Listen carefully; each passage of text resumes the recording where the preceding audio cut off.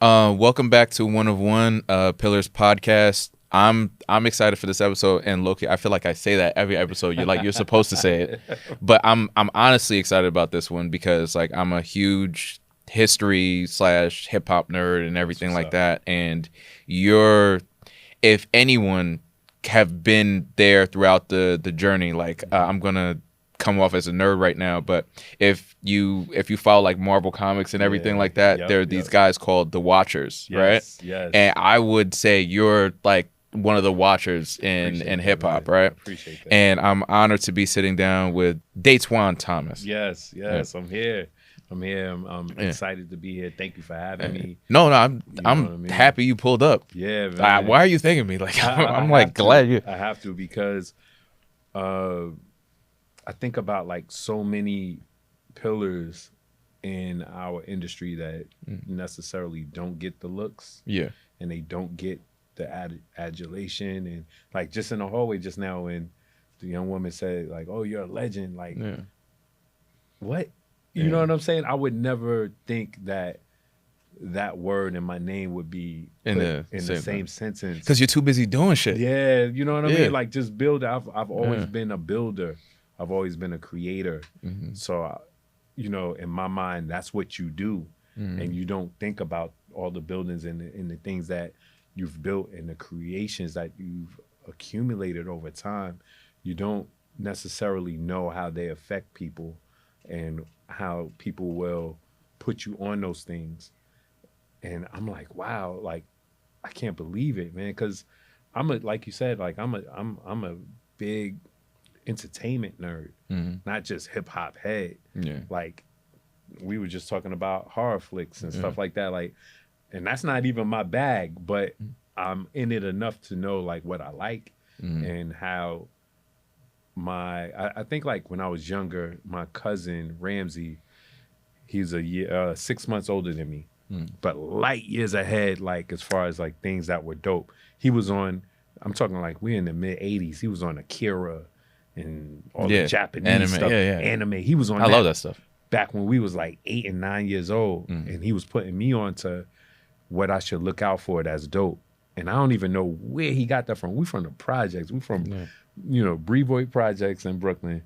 And he's on this like Japanese level in the 80s, which was so crazy. When my mom married my stepdad, we went from straight Brooklyn. He was in the Air Force, and we went to Tokyo for 3 years. Fire. So I'm the one that got to go to Japan, and my cousin that was all into it didn't. But you're able to appreciate it though because of the connection. Because of that connection. It was almost like he got me ready for it. And the culture shock was still the culture shock of being out there, but he made it smooth through entertainment. Someone told me going to Japan is probably the closest thing you'll probably go to or come to, like going to like another planet or something like that. It is it's so bro. different. Especially in the 80s. Yeah. I got there at the end of 86, like October 86.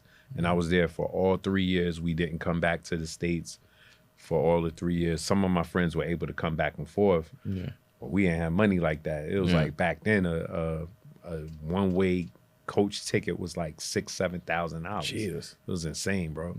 And imagine taking a family of 4 back there because we had my sister at the time. We couldn't do it. So when our tour was up, the 3 years were up, we came back to the States. I came back to the States and was like, this is primitive. Y'all live like this? I was like, oh, crack era. Nice. Oh, yikes. Yeah. You know what I'm saying? Like going from, it was more of a culture shock going from Japan to New York than New York to Japan. That's wild. Way more of a culture shock. When I got back home, I was just like, dang, it's dirty. But I love the graffiti, but it was so much and overpowering because they didn't have it like that much in Japan. And the streets were clean. I was coming home, it was like crack just sensory everywhere. overload. Sensory overload. And we wasn't even in Times Square.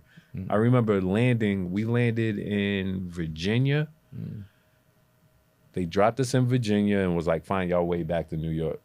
And luckily my uncle and my grandmother had picked us up in a van and drove us from VA to New York. So as we're driving, we're getting closer and closer to New York, and we were coming over the George Washington Bridge, and I remember like I just remember all the graffiti everywhere. And I was like, yo, we really back in New York. And it was so rough. And just the air and the radio. Yeah. The radio was rough.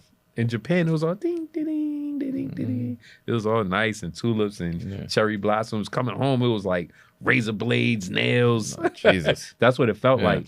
And you know, the New Jack swing sound was so prevalent. And while we were in Japan, I was just grabbing to anything that was hip hop. I was just anything that was hip hop, I was just grabbing. And my uncles would send me like tapes of Yo MTV Raps, Video Music Box, Pump It Up. So the transition back to like the hip hop scene locally wasn't like too crazy for you because you at least got a way to like satiate that appetite or engage in that when you were in Japan. They kept me going, man. They were sending me like Right On magazines and Black Beat, stuff like that. And so my room was plastered with hip hop. But it was hard to get your hands on like a LL Cool J album. Gotcha. I remember when we used to have all kind of like dances and stuff like that and parties on the base, school parties and stuff. And I remember one summer we had a summer party, and it was the summer that Bag came out by LL. And one of the kids had just got back from Cali, and he had the vinyl. And he came to the party with DJs. DJs are there. He came to the party with the vinyl, and they put that shit on. Everybody chased this dude down when he took the record back from the DJs. They chased him down to try to get the album. I never forget everybody chasing this. He was out too.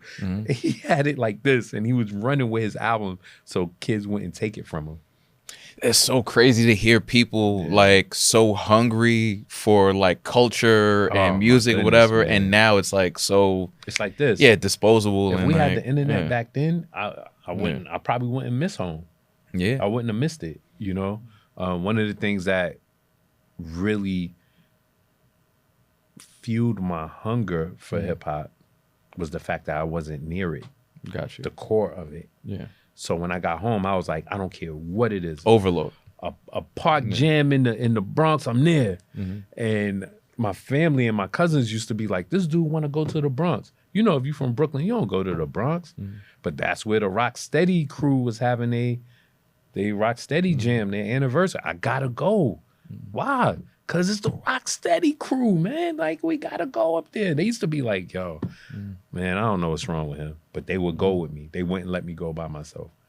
You know, and that was just like a story of my life being back home. So going from a kid that just came home from Japan, now you're back in New York. How do you make that transition to your journalism career? Because you started off as an intern, I believe, at Vibe magazine. At Vibe, yep.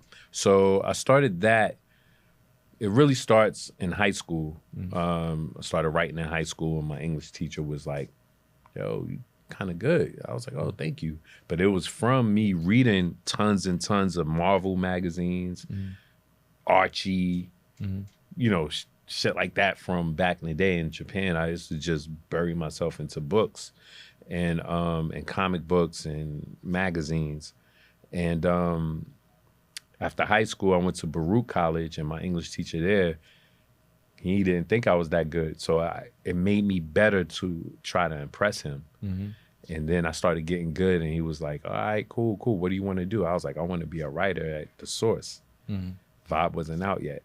Well, Vibe was, I'm bugging. Vibe was out, but my love affair with The Source at the time was strong. I was like, yo, I got to write at The Source because I wanted to tell people what was good about hip hop and what wasn't. And I felt like at The Source you could do that. But then when Vibe started like just opening the door to Black culture and all the different tenets that it touched in fashion and film and tech, and I was just like, yo, Vibe is it. That's where I need to be, because I was into all of those things. And I just had this love affair with it to the point where my mom used to be like, you would rather, if she would give me money to go get something to eat. And I go down the block for 4 chicken wings, fried rice, fry hard or whatever, you know, or I'll go get a Hero, turkey cheese Hero or whatever. it would be the same amount as a Vibe magazine sometimes. Mm-hmm. And I would pick the magazine over getting food. Mm-hmm. And I'd come back. She was like, I hope you can eat that. Mm-hmm. Because I ain't cooking. You know what I'm saying? And I'll be like, nope, I'm good. And I'll make a peanut butter and jelly sandwich so I could have this thing. And that's where the love affair came. I go to college, and I went to Baruch College on 23rd and Lex. Just so happened, Vibe is on 31st and Lex at the time. And I saw this is the primitive days, early days of the internet. Vibe was like one of the only places that had a website. And they used to have these things called e-zines that were like offshoots from Vibe. Yeah. And they were basically little glorified blogs by some of the people that were on the online team. And one guy in particular had his own called The Suicide that was dedicated to underground hip hop. His name was Greg Bishop, who turned into being the small business director, commissioner, small business commissioner for de Blasio. And he was into tech at the time, and he had this website called The Suicide, and he needed an intern, but it would happen at Vibe. So I was really the Suicide's intern, not even Vibe's really. And then I ended up becoming Vibe's intern for the online department. And my career started there, man. And I didn't get a dime from Vibe from 96 to 97.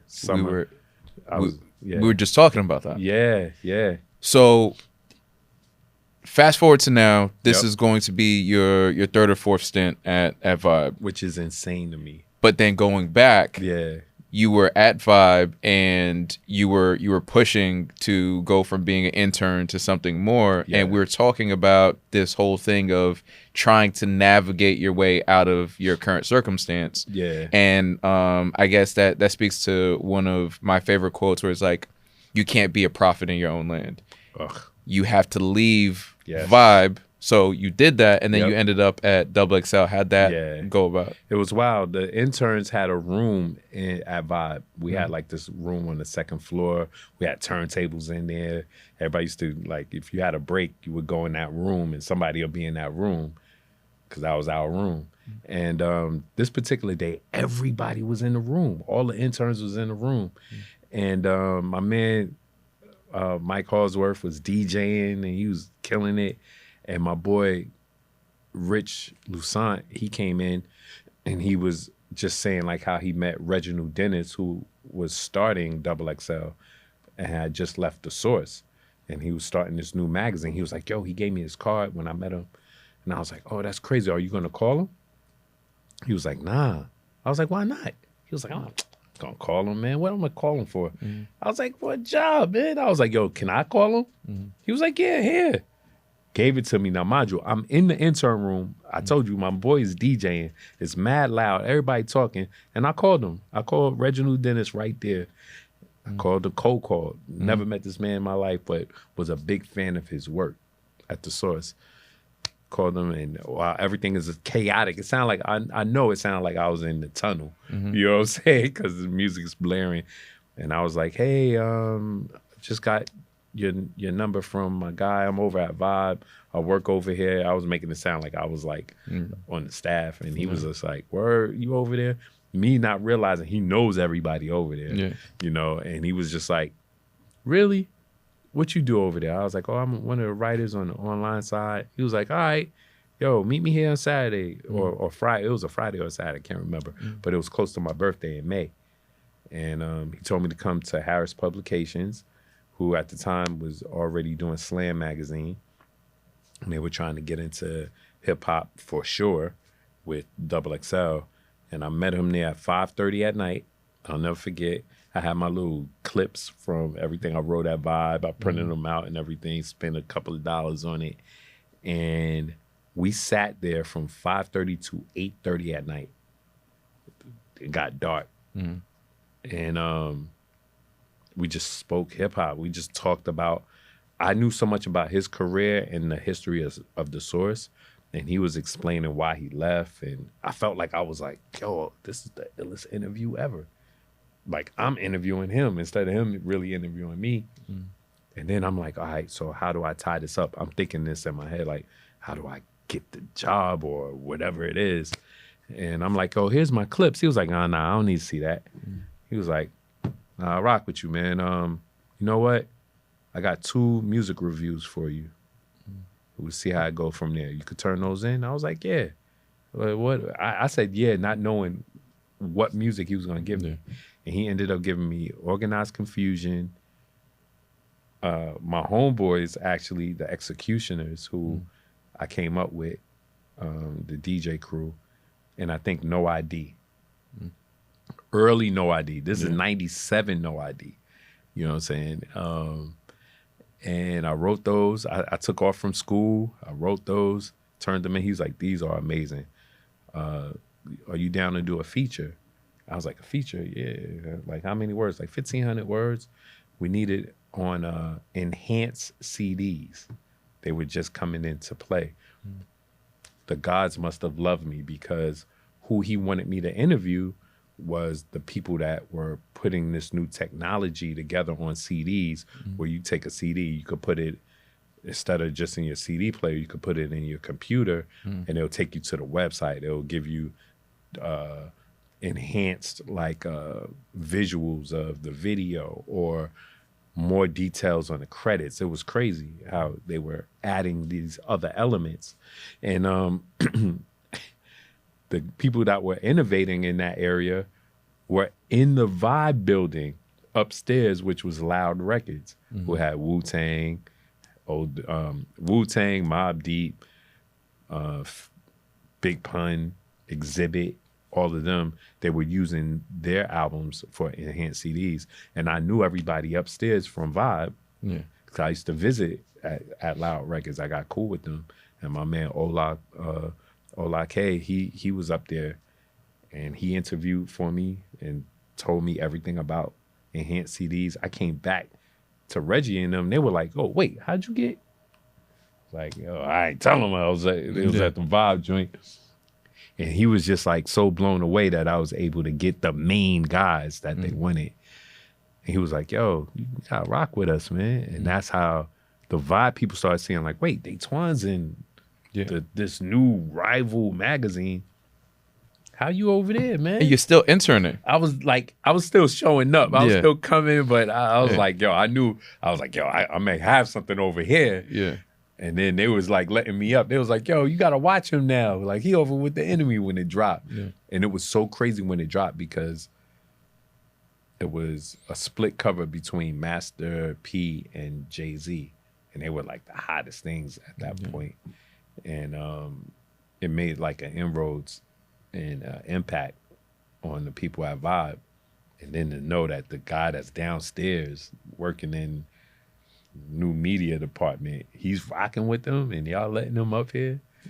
And they still let me up there because my best friends were up there, my man Black Spot and Keith Murphy and Jermaine Hall and all of them. But I made the inroads as one of the first from the new crew to go to something new that was popping.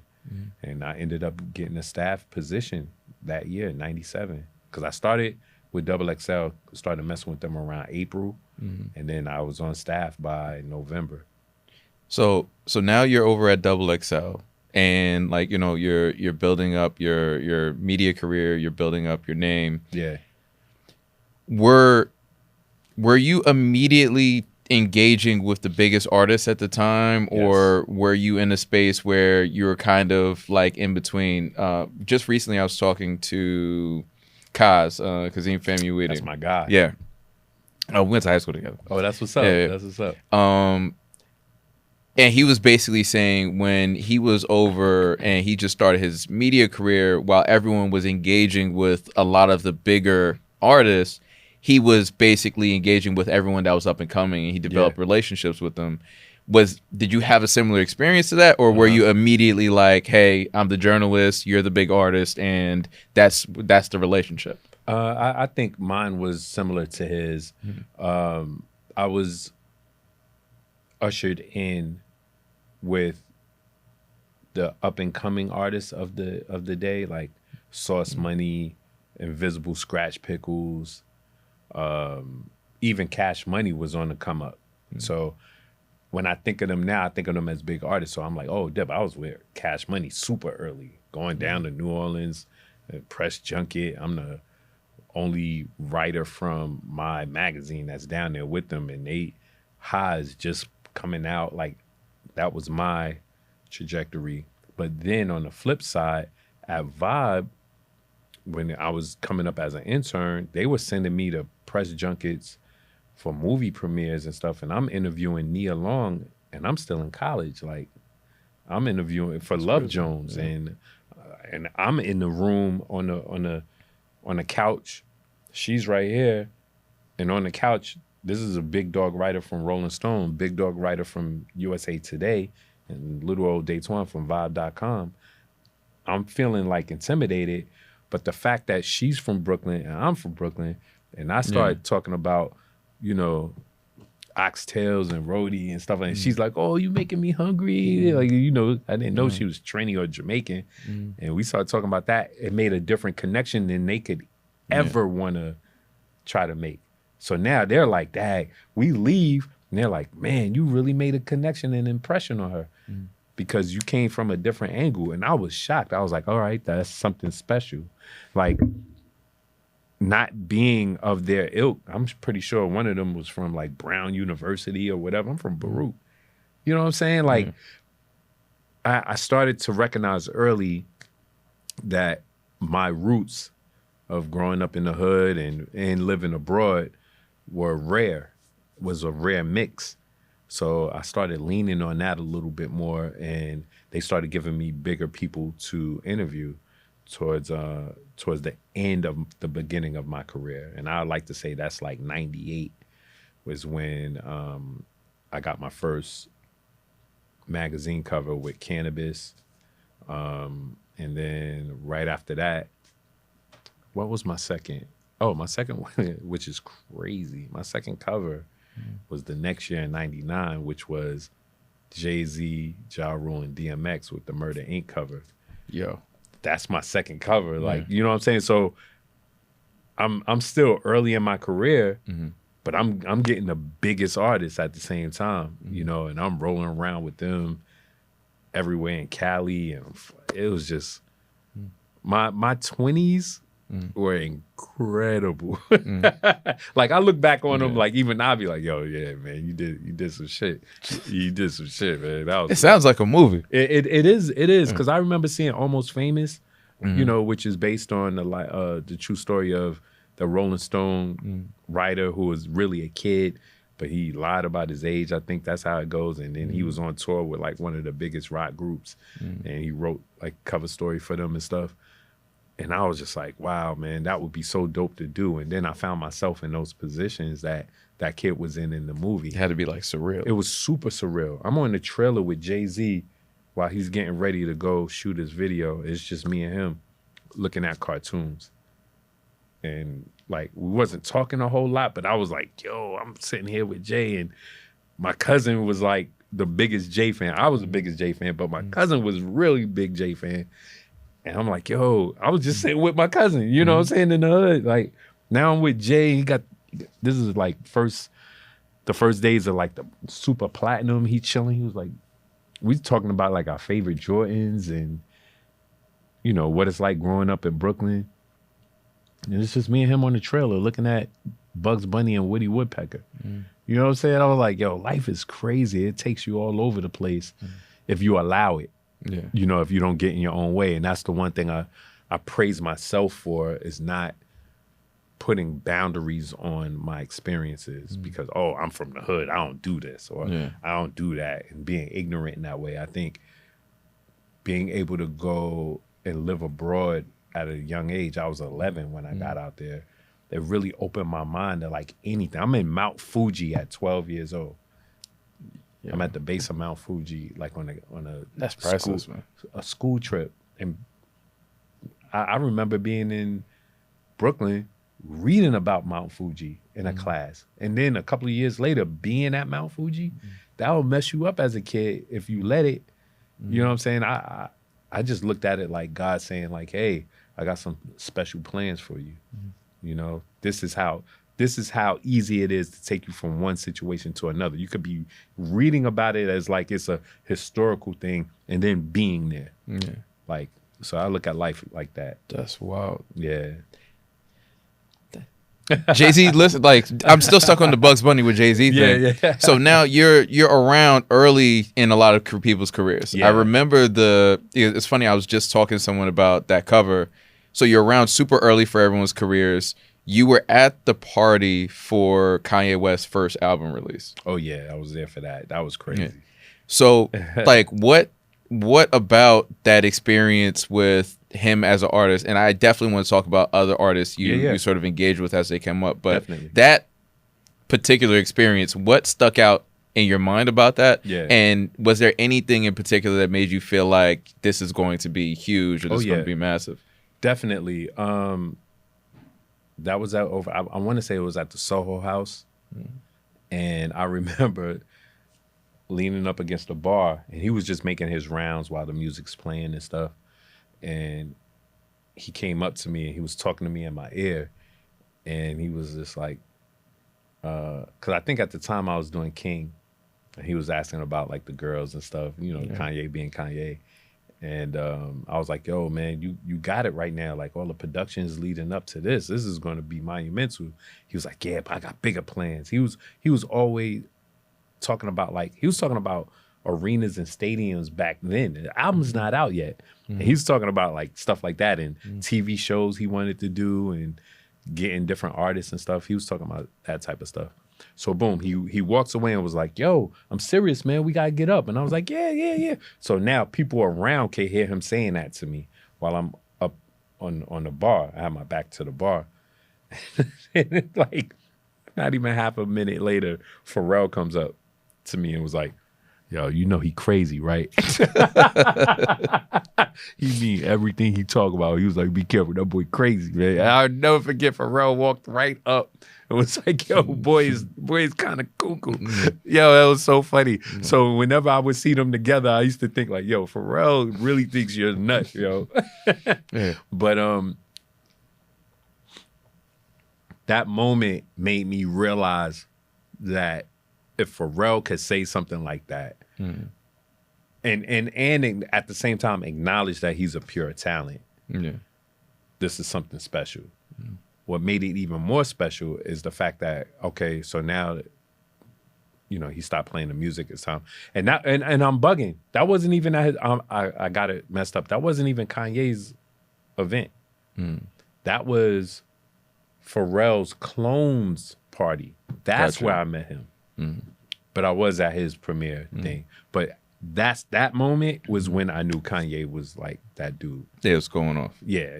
Because he was at somebody else's event talking about his shit. Yeah. You know, and then Pharrell came up. It was Pharrell and Chad presents the clones. Neptune's presents the clones. That was that party. So as we're going down the stairs, because the elevator was packed with people, I remember my man Chris was like, yo, that boy will talk your ear off. Because Kanye came up behind me and was still talking. He said, he'll talk your ear off. And I was like, what? So we going down the stairs and he's talking. Yeah, he's talking. We get downstairs and my man Jermaine was with me. We get downstairs and he was like, yo, you got to hear my album. I'm like, what? He's like, you got to hear my album. I got some shit. So he had the G500 at the time.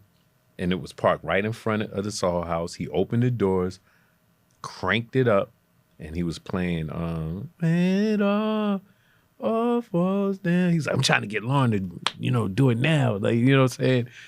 Jesus Walks. He's playing all this before anyone knew existed. Anybody knows is coming. He's playing all the hits right behind each other. So when he goes around and he was telling everybody his story about like how he had all those songs on his demo tape, like, and they said no. All of those hits were there. I heard them, and he was like, "Yeah, man, I got some shit. You gotta get with me. Gotta get with me." I was like, "Nah, that's something." We exchanged numbers, and that's how the relationship.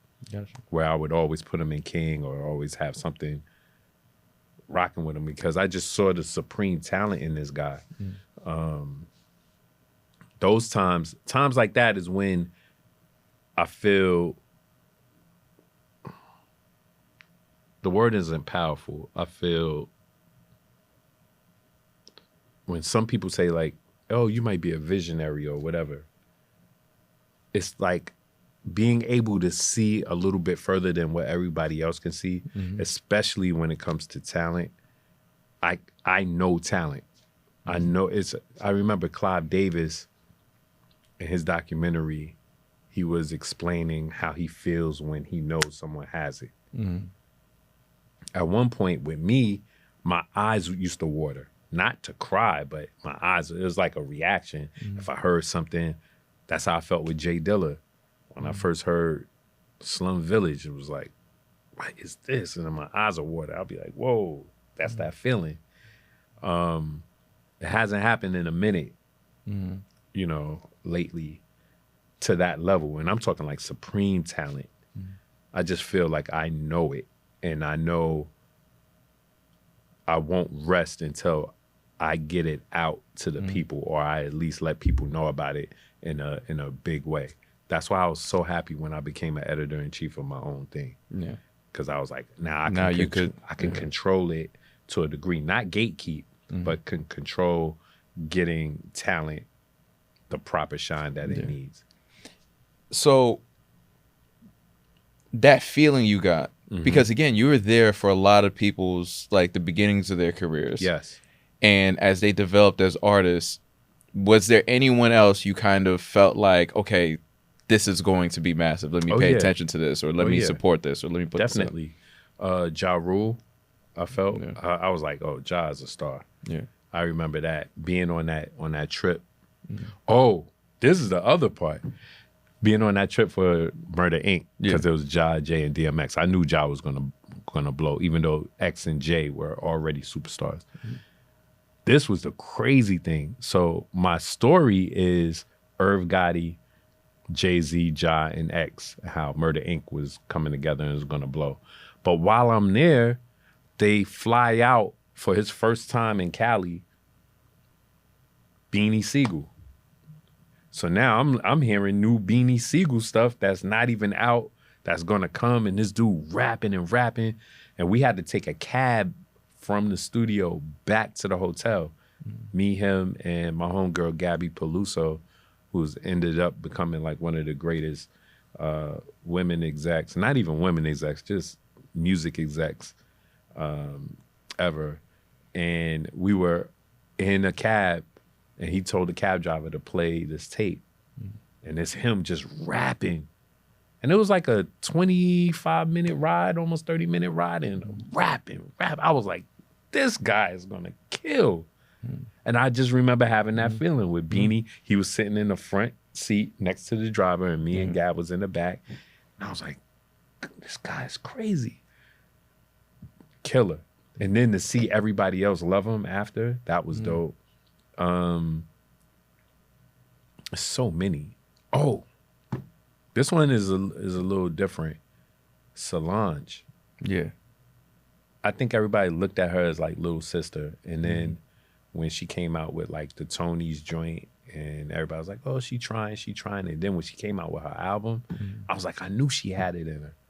It was just something about her that was super special. Yeah. That I felt like people were overlooking because her sister is Beyonce. Yeah. You know, and we all knew Beyonce was going to take off. Everybody knew that. That was easy. But Solange being that dope on that album that she finally did was incredible. Having like Raphael Sadiq and Q-Tip and everybody come in, and Steve Lacy, and help and sculpt it. And it shows that you can take rough around the edges talent, smooth it out, and bring it up to another level. I thought that was dope.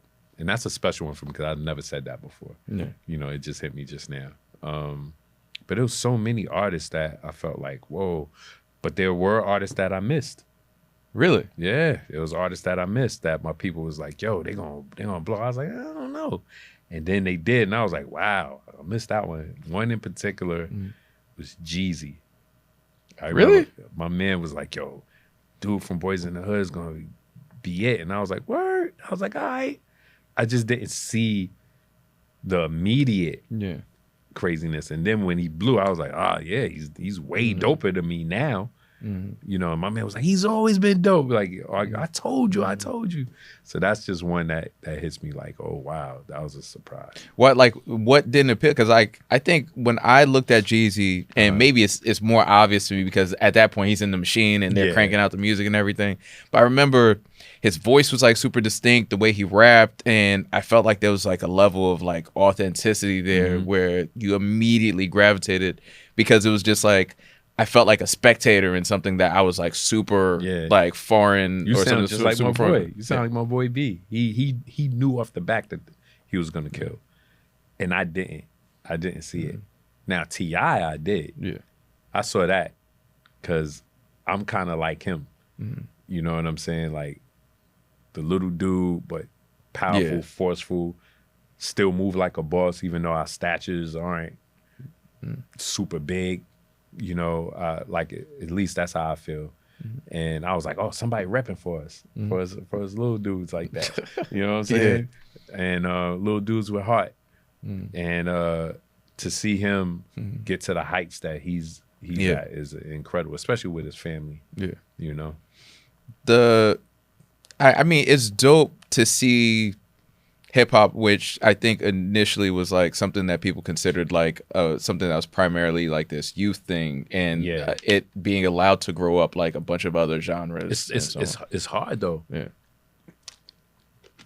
I think I love the fact that you said it's been allowed to grow up. I think that's most recent. Yeah, I think when we were younger and we looked at like Melly Mel and all of them, it was like, oh, them old dudes. And we didn't realize that we would be old dudes at some point. Yeah. And now we're the old dudes, and then they're looking at Jay-Z talking about that old dude. I still look at Jay as like Young Hov. Yeah. You know, that title, Young Hov, doesn't go away for me. But for my nephews and some of the kids around that age group, they look at him as an old head. Some of them looking at T.I. and them as old heads. They looking at any of those guys as old heads. And it's like, all right, if they old heads, then is that a good thing? Do you want to become an old head? Do you want to be in that arena where you might not be up on everything at the moment, but you're set for life? Like your business is good, you put down some dope projects, and you can live with respect, ability. Like, is that a good thing? What's wrong with being an old head now? Yeah. I want to know what that is, and like, why is that like a bad term? You know, I'm glad that I've been blessed to reach 50, and I've been blessed to be able to see, you know, the different levels that hip hop is going through, even these tough times that they so-called say hip hop is going through. But it's the number one thing I hear on these commercials whenever they do a commercial break. It's somebody's beat from back in the day. Yeah, you know what I'm saying? Like, we've been able to take something that was so cast away and thrown away and authentically Black American. Authentically Black American. It didn't come from nowhere else but here as far as like its current state. Of course, it's influenced by Jamaica and Africa with drums and everything, but to be its full culture formulating in New York and being able to impress the world that it has is beautiful to see. Even when I was a kid in Japan, I remember when Run DMC and all of them came, it was like such a big deal because there was only like 3 Black entertainers that had Japan in a chokehold in the 80s. And I would say it was Michael Jackson, Michael Jordan, Mike Tyson. Yeah, but Mike was Mike. Oh, yeah, I mean, those guys. They were on ads when we would go anywhere, you know, and it's just beautiful to be part of something. And I feel like I've had my hand in like monumental aspects of the culture, like, you know, being able to be a part of a great day in hip hop in Harlem and helping put that together with the team, and then also creating the Freshmen issue for XXL, and that being what it is almost 17 years later, and it's still being something that kids aim for. Yeah, that's a goal. Like, that's a big deal. That's a deal. That's a milestone in the career. I remember sitting next to, I came up with it sitting next to my grandfather. Mm-hmm. Me and him was talking, and I was just like trying to come up with something for the next issue. And he was talking about his days of, being on a football team and all that stuff back in the day, being a freshman, getting busy. And I was like, yo, it was like a big thing to be a freshman playing with the seniors. And that's how I looked at some of these new artists. Like, if Jay-Z dropped and you're a new artist, you're a freshman and that's a senior, your records are competing. You playing with the big boys. You know what I mean? So the freshman thing was something that I'm still pretty proud of, even though a lot of people might not know that that was my creation, and marketability on how to twist something that was kind of there but wasn't, and making it into a thing and seeing the longevity of it. That's where I talk about the visionary stuff. Gotcha. You know what I mean? Like being able to see something and say, hey, if I can do this to it, could bring it here. I think that's a talent of mine. I think that's not only a milestone in a lot of people's careers, but I think once people lock in a certain class, I think it sort of creates these parallels for the rest of their career. So now you're considering, okay, these guys are my peers, so my career versus theirs, and it becomes this whole thing. I think that's a huge deal. It's sports analogies too. Like who's in your draft class? Like everybody talks about the 96 NBA draft class. There's everybody in there. And they compare and contrast their careers. And Kobe was in there, and Iverson was in there, and Marbury was in there. It's like, who got the most rings? Who was the most impactful? Who did this to culture? And everybody has like their little platform or terrace to stand on, and it happens in music as well. It's just now the quality of the music has to be judged. And we don't have, I think with everyone being able to give their opinion in a social media space, it kind of muddies up. You speak because I was gonna get there. Okay. I was gonna get there. Okay. And again, I'm gonna give you your props for that, because I feel like that's a big marker or milestone in people's careers that you started, and I would put that up there with like when people label things like the blog era or something like that. You created this sort of way to, I guess, timestamp artists and so on. So going back to the point we made about you being there early in people's careers and these relationships you had, did anything happen in the opposite? We've heard stories about, I guess, artists intimidating journalists or coming at them a certain way because they either don't like what they wrote, or so you have any experience with that? Like friction with people? Definitely. Famously, it's in my story. It's in my first cover story with Canibus, how we had a aggressive interaction more than once. If people could find it, it's on the internet. If people could find it, they could see. That was like the main one for me, because I'm super cool.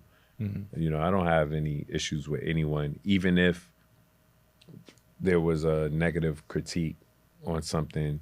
I was still able to have like a cordial situation with people. Now, other writers, the pistol whipping and the bottles over the head and the getting jumped and all that. That's never like scared you or made you worried or anything? Nah. I used to just look at it like, damn, they wasn't able to talk their way out of it.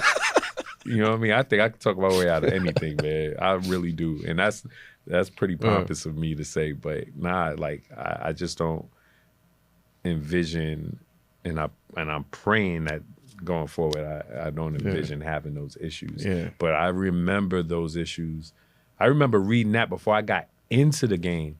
Those things happening to people, and artists stepping to different writers and doing stuff to them. I was like, damn, that's messed up. And then when I got in and when I was confronted, I was like, oh, this is one of those times. You know what I'm saying? And, everybody handled they shit like a man. Yeah. You know, like you handle it how you handle it.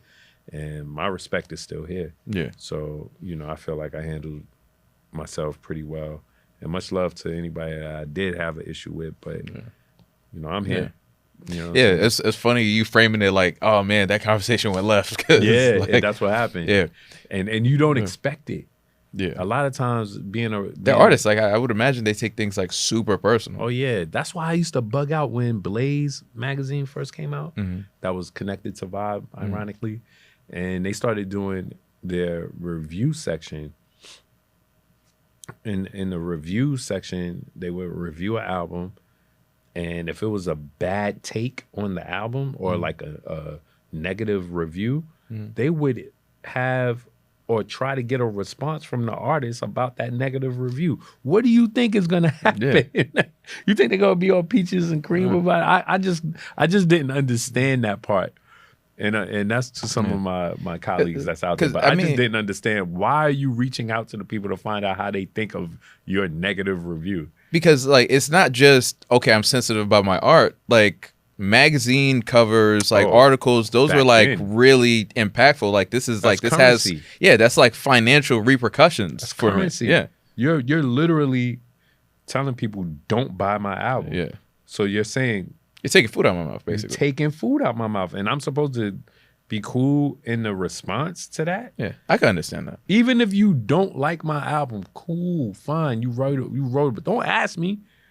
Yeah, it's a tricky position to be in. That's because crazy. I understand both sides, because you're doing your job, and for you to basically continue to have a certain level of respect, you have to be honest. Yeah, you have to. I mean, yep. Integrity is a big thing in that. But don't ask me how I feel and get upset when I tell you I'm upset. Yeah.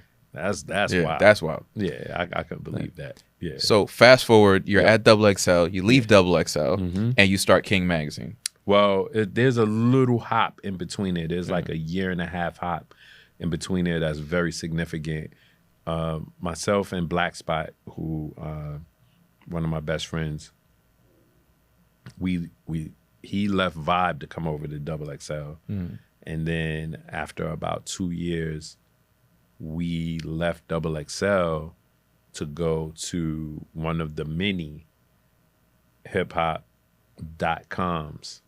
And that was like the .com era. Yeah. It was from like 99 to like 2001 was the .com era. You know, you got the blog era and you got the .com era. The .com era was when a bunch of like hip-hop publications were losing their editors and designers and tech people to all these .coms because angel investors were putting big dollars into what was going to be the explosion of the internet.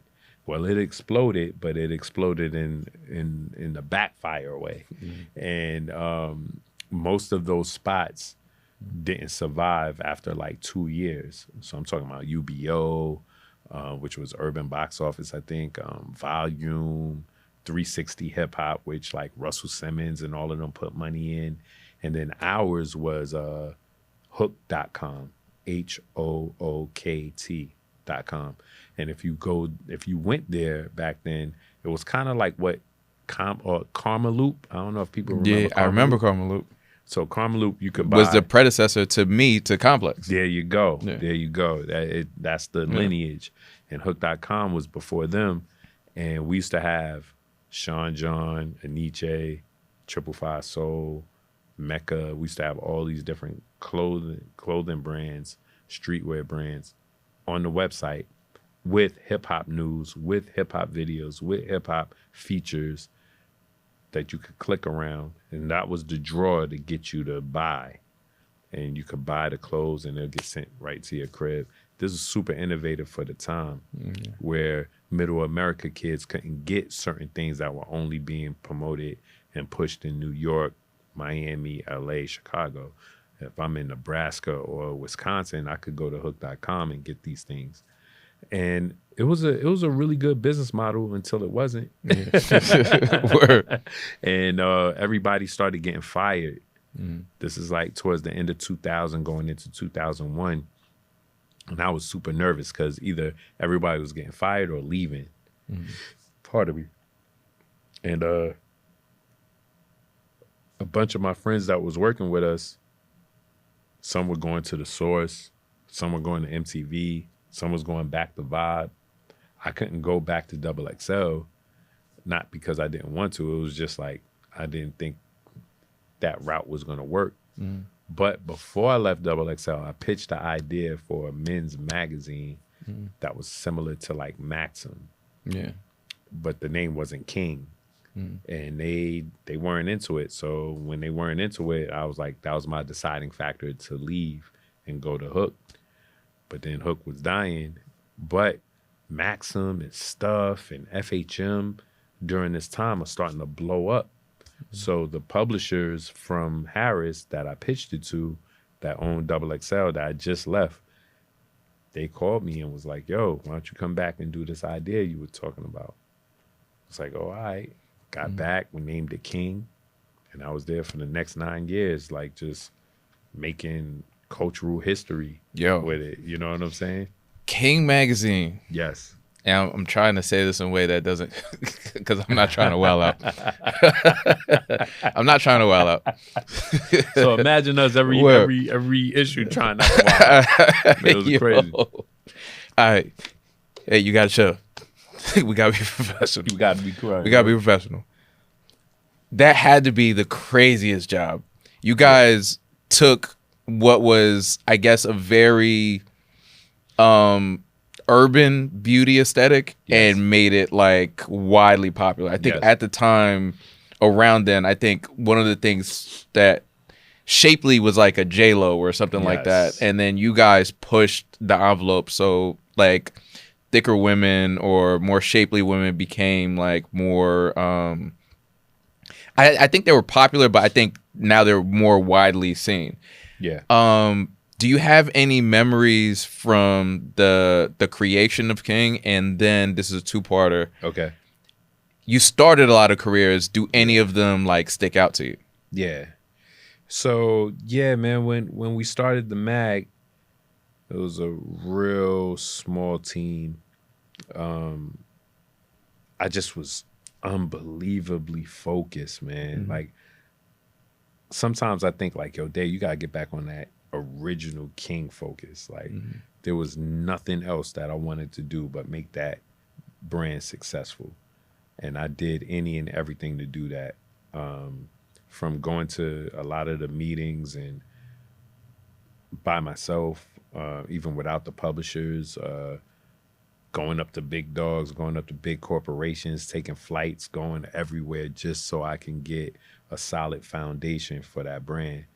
That's what I think about. I think about the work. Most people think I think about the booties. Yeah. No.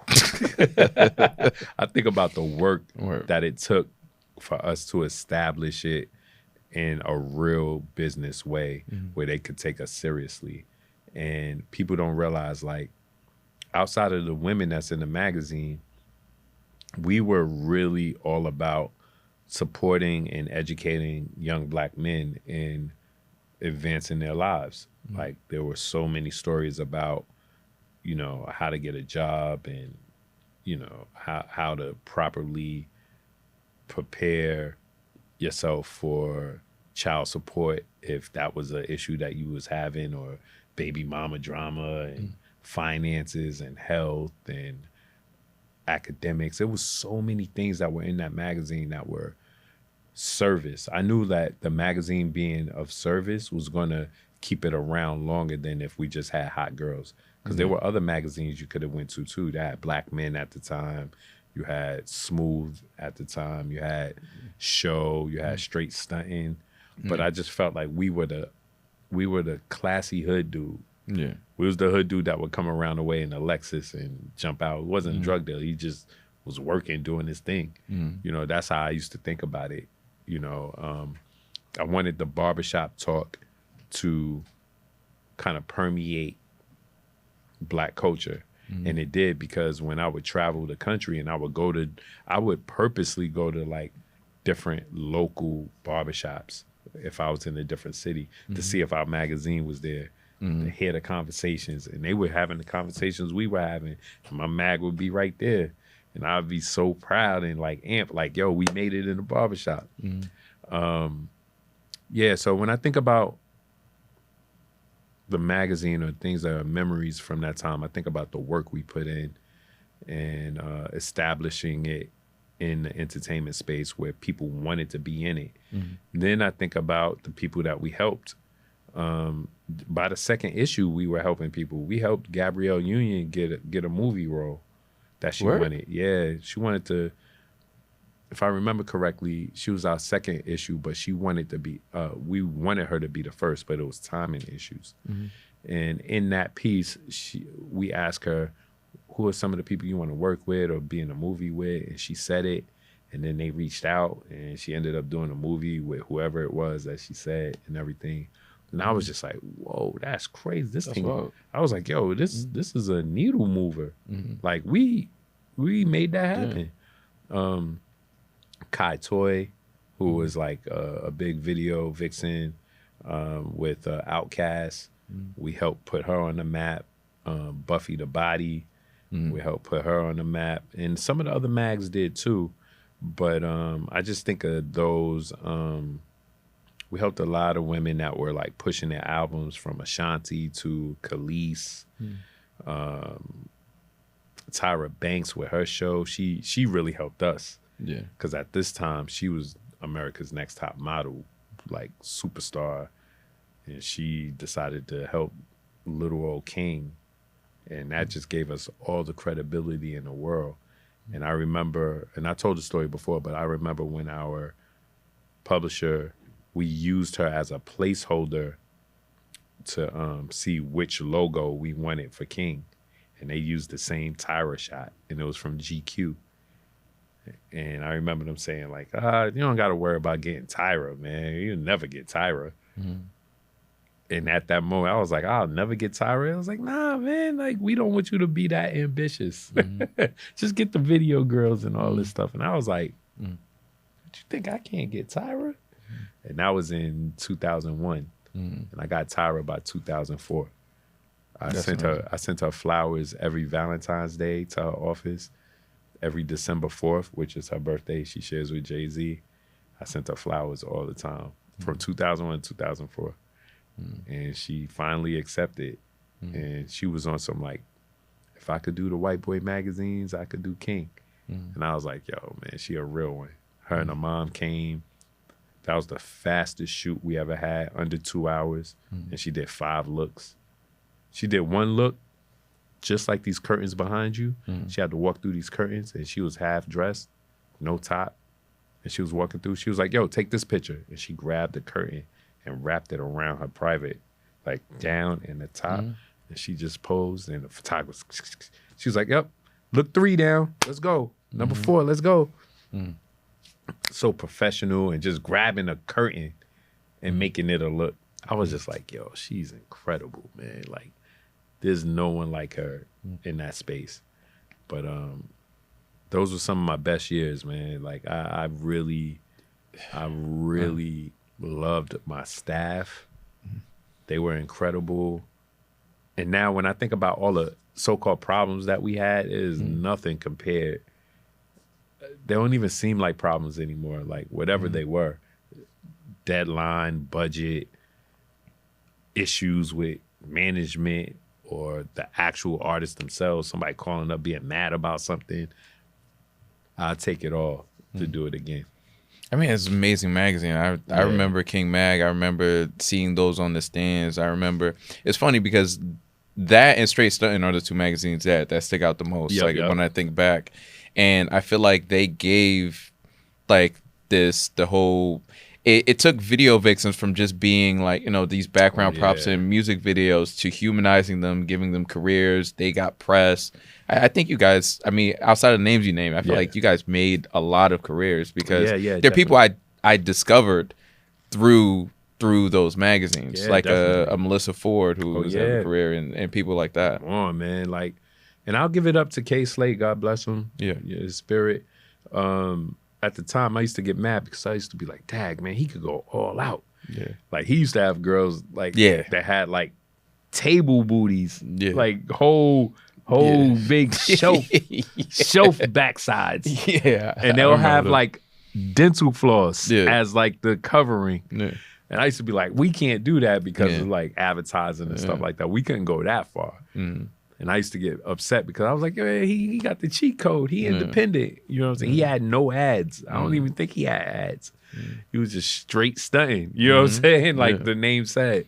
And I used to get upset about that. But then I also understood that him doing that, it added to the ecosystem that we needed to show that. There's a spectrum. Yeah, there's a spectrum of it. And some of those jail dudes wanted the dental floss. And then here we come with some of the cooler, all right, this is an actual G string. You know what I'm saying? But that mag was special, man. It still is to me. And I get recognition in different places throughout the world for it. And as long as I've been at Vibe, I still get hit up about my King days. I mean, and that brings us back to the beginning in terms of like that whole legend thing we talked about. Oh, man, dog. I bug out over that. Like now, my daughter goes to Howard.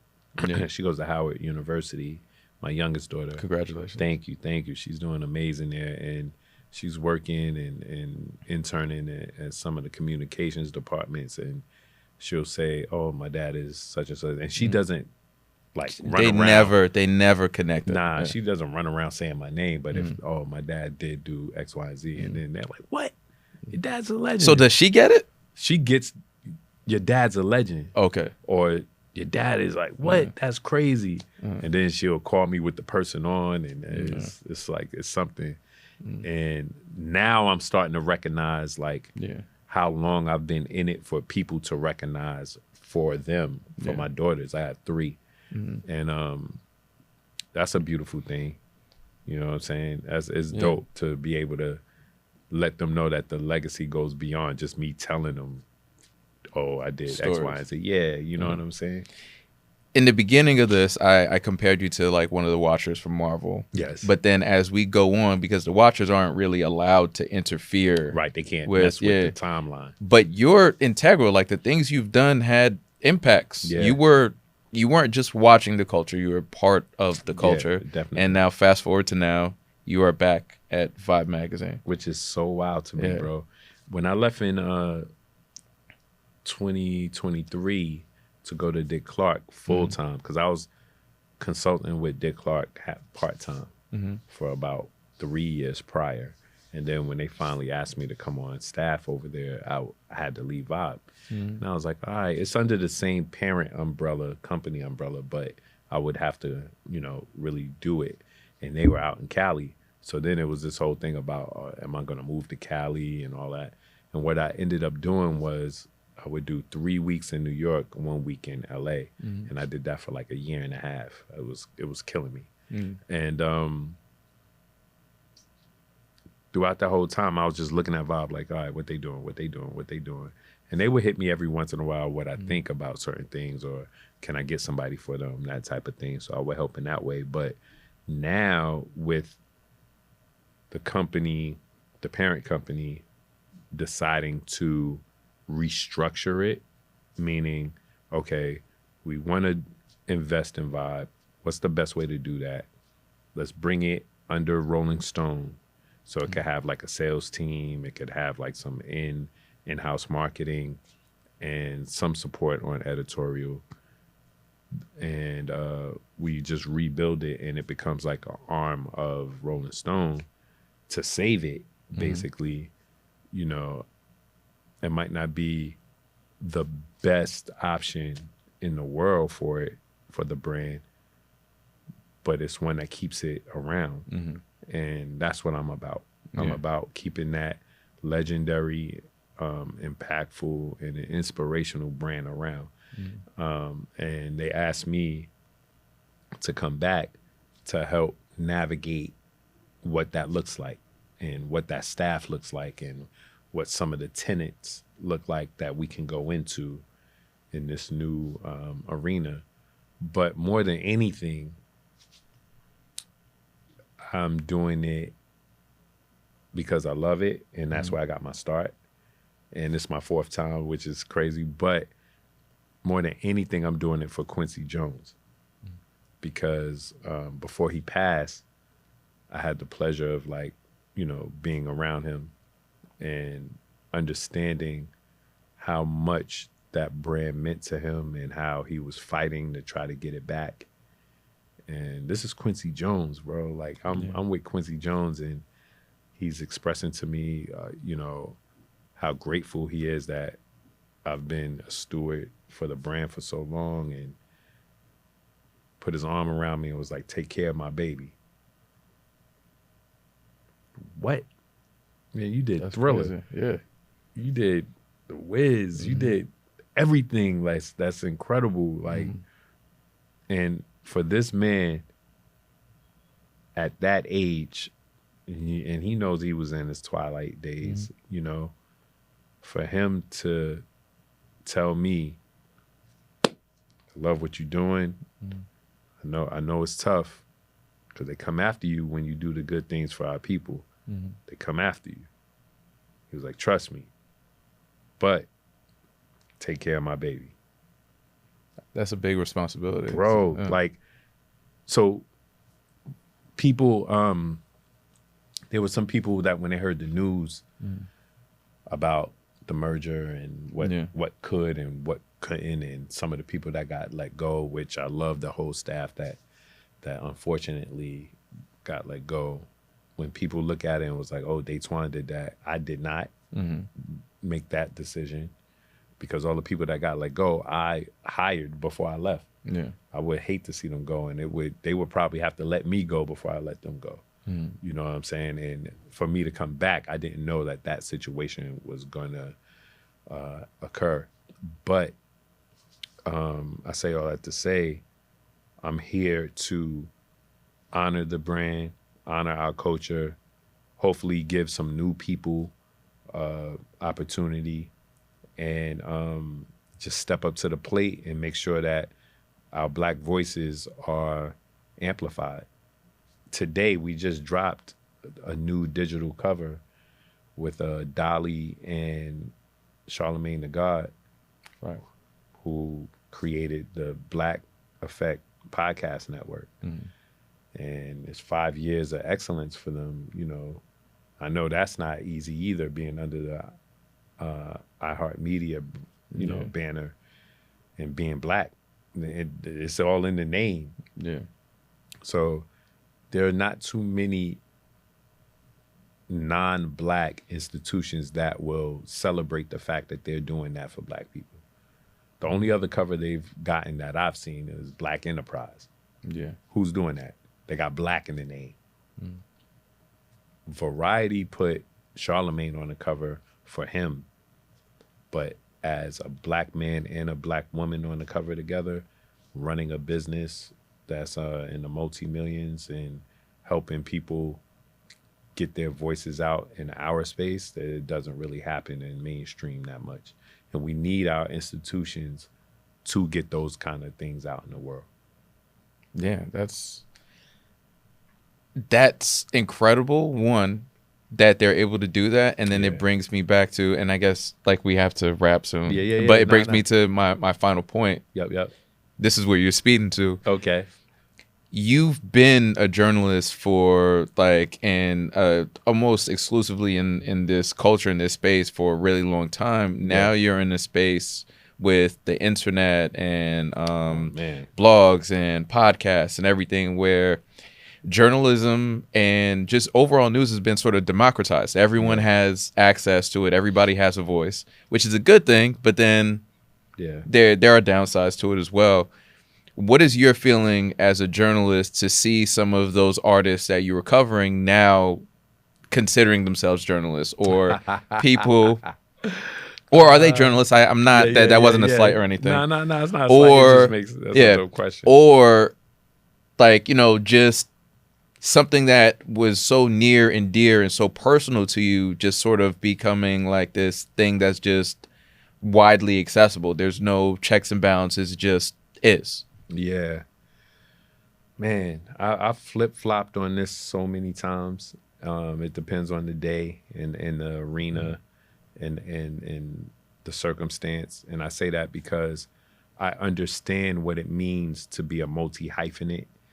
You know, I remember when everyone used to get on Shaq. It was like, concentrate on your free throws, bro. Like, you should not be rapping.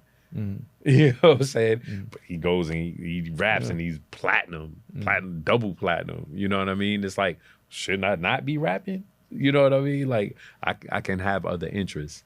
And when we see the Joe Buttons and the Noris and everybody that's jumping into it become super successful, even more so than the actual journalists that were in this space before them, people are, you know, they'll raise up in arms. Oh, it's because they already have built-in marketing, or oh, nah, it's because their fans really support them.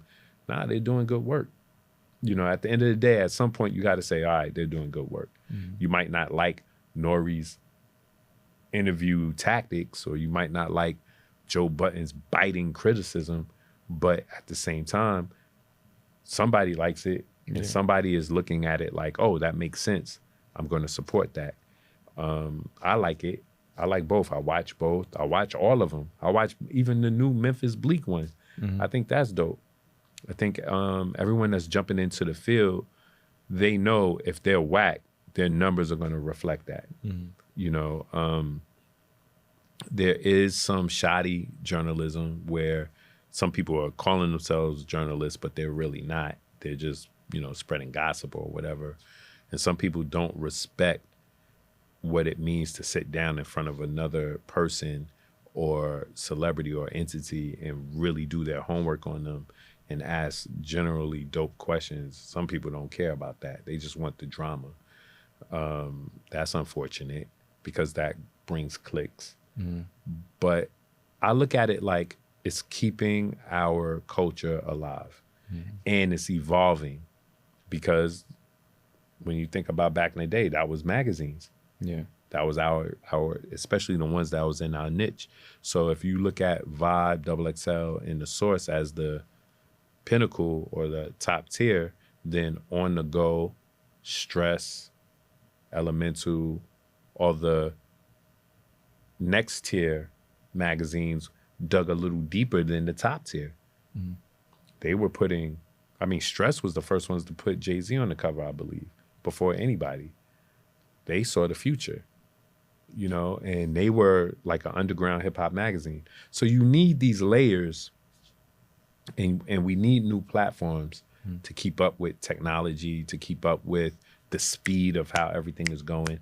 And then with what we're trying to do, it's not like we're trying to pull it back, but we're trying to show you like, hey, long form journalism still matters. In-depth reporting still matters.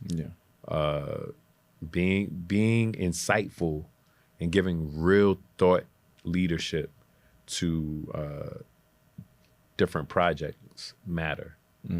And it gives weight to our culture.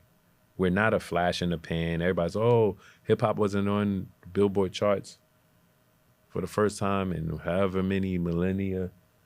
And it's like, yo, y'all changed the rules. That's why it's not on there. Fact. Y'all changed the rules. If y'all didn't change the rules, then it wouldn't have happened. But y'all keep moving the goalposts, especially for hip hop, especially for Black artists.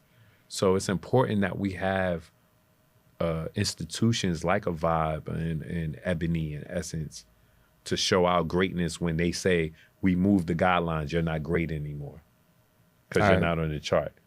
We got to be able to say you're great. I wholeheartedly agree with that. Yes. And you, despite not thinking you're a legend or not identifying with it, are integral in that process. I'm being serious. I appreciate that. Like, bro. you're integral in that process. And man, I could only hope to maybe be in a space where I have a career as impactful and meaningful. Man. I wish that on you. I wish it on you, bro. I appreciate you for sitting down with me, man. Thank you, family. Appreciate it, man. Thank you. No doubt, bro. All right. Thanks everyone for tuning in. It was this interview was a complete honor on my end. Again, as a hip hop fan, like being able to share these stories with you was everything, and I appreciate you sitting down. And thanks again for watching One of One. Peace.